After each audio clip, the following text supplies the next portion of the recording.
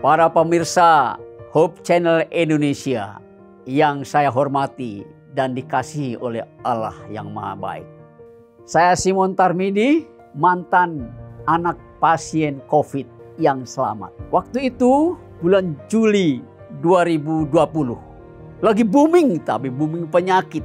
Tiap hari belasan, puluhan, bahkan ratusan almarhum yang dibawa ke pemakaman COVID. Ibunda sakit dan kami bawa ke rumah sakit Advent. Sakit biasa ternyata. Setelah opname 3 hari pulang sembuh. Senanglah tentunya. Tapi entah bagaimana 4-5 hari berikutnya demam tinggi dan sakit makin berat. Pulang dari rumah sakit Advent tambah sakit berat. Mama ini kami bawa kembali ke ruang UGD.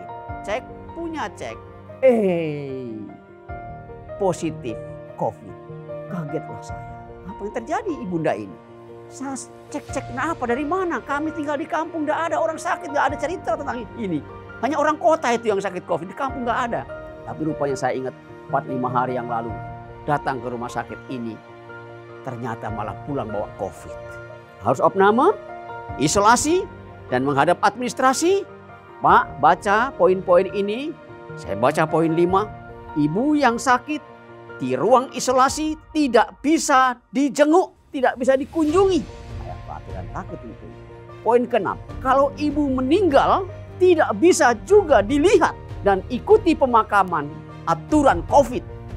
Dari ruang isolasi masuk ke peti, ke kotak, kemudian langsung berangkat ke makam dan tidak bisa dilihat, tidak bisa dibuka.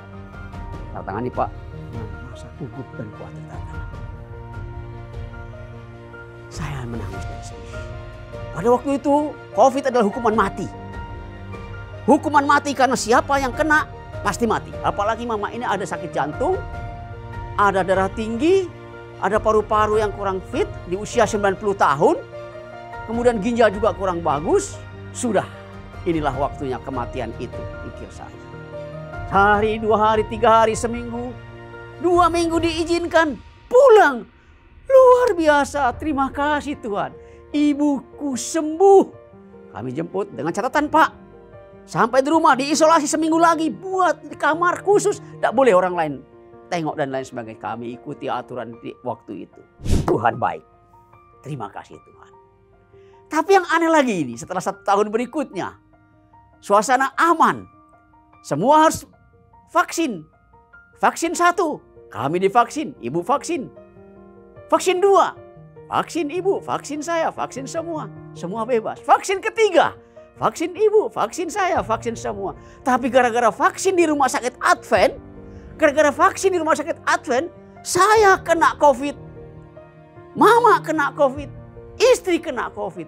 Karena memang dimasukkan obat, dimasukkan vaksin COVID. Rupanya fisik kami yang lemah ini membuat COVID menang. Kami harus diopname, kami harus diisolasi. Ibu agak sedikit kuat, dia boleh isolasi mandiri karena memang nggak ada tempat. Waktu itu nggak ada tempat. Rumah sakit ini, rumah sakit Bandar Lampung ini, rumah sakit Advent ini, dari kamar 4 kamar, 8 kamar, 11 kamar, 1 hall, 2 hall, semua kami yang datang belakangan tidak dapat kamar. Akhirnya ibu agak kuat sedikit, isolasi.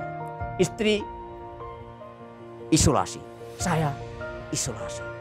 Minggu kemudian sembuh, sehat. Terima kasih Tuhan. Engkau telah menyelamatkan saya, menyelamatkan istri, menyelamatkan mama saya. Bebas dari COVID. Sayang, minggu yang lalu mama saya sudah meninggal. Oleh karena memang sakit tua. Ya, nama 3 hari kami minyaki, kami doakan, kami serahkan kepada Tuhan. Dan dia meninggal dengan damai di ruang ini.